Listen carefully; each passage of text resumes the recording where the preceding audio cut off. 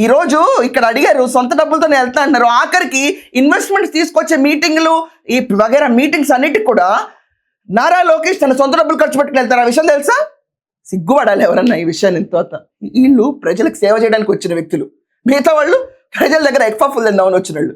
అరే ఏంటో ఇది, ఫ్రీగా వస్తే ఎగ్ పఫ్లు అని తింటారా? 3 కోట్లకు వర్త. మొన్న వైసీపీలో ఒక అతను బయటకు వచ్చి మాట్లాడుతున్నారు. ఆయన రోజుకు 75,000 అంట జగన్మోహన్ రెడ్డి ఫుడ్ కాస్ట్. 75,000 ఏం తింటారండి? ఆయన చెప్పిన బయట నాకు ఒకసారి గుండె షాక్ అయింది. అంటే రోజు తాజ్, ఫలక్నుమా ఇలాంటి పెద్ద పెద్ద ప్లేసుల నుంచి వస్తాయా? మామూలు రుచించవా ఏంటి? రోజా కూడా చెప్పింది, అమ్మో సార్లాగా ఉంటే చాలా కష్టం, లీటర్ పాలనంట మొత్తం మరగబెట్టి ఇంత గ్లాస్కి వచ్చిన తర్వాత అల్లం వేసుకుని తాగుతారంట. అంత మరుగుపెట్టడం ఎందుకు? అరిగద్దు. నాకు అదే ఆలోచన వచ్చింది. లీటర్ పాలు పోతే పోయలేండి, అది మీ డబ్బు. కానీ మరగబెట్టి దాన్ని ఎంత గ్లాసు తీసుకొచ్చి తాగుతారంట.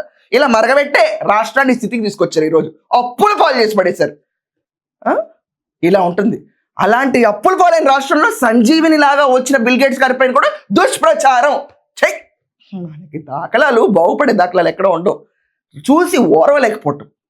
మరి జగన్మోహన్ రెడ్డి వాళ్ళ కూతురు చూడడానికి వెళ్ళినప్పుడు ఫ్లైట్ ఫేర్స్ ప్రజలు పెట్టారా? జగన్మోహన్ రెడ్డి పెట్టుకున్నాడా? ఖాతా తీయాలి కదా మరి బయటికి. ఇదంతా కాకుండా గవర్నమెంట్ డబ్బులతో ఫర్నిచర్ ఇంట్లో పెట్టుకున్నాడు. కొడాలి వెంకటేశ్వర ఉన్నాడు, ఇచ్చి పడేస్తున్నాడు. ఎక్కడ ఇచ్చిన దాఖలాలు ఉన్నాయి? ఈ రోజు దాకా ఉన్నాయా? రాష్ట్ర ప్రజల సొమ్మది జగన్మోహన్ రెడ్డి ఇంట్లో పెట్టుకుని హ్యాపీగా ఉన్నాడు. మరి దానికేంటి లెక్కలు చెప్పరా? వద్దా? చిక్లెట్లా, పుట్నాల పప్పులా వదులుకోవడానికి?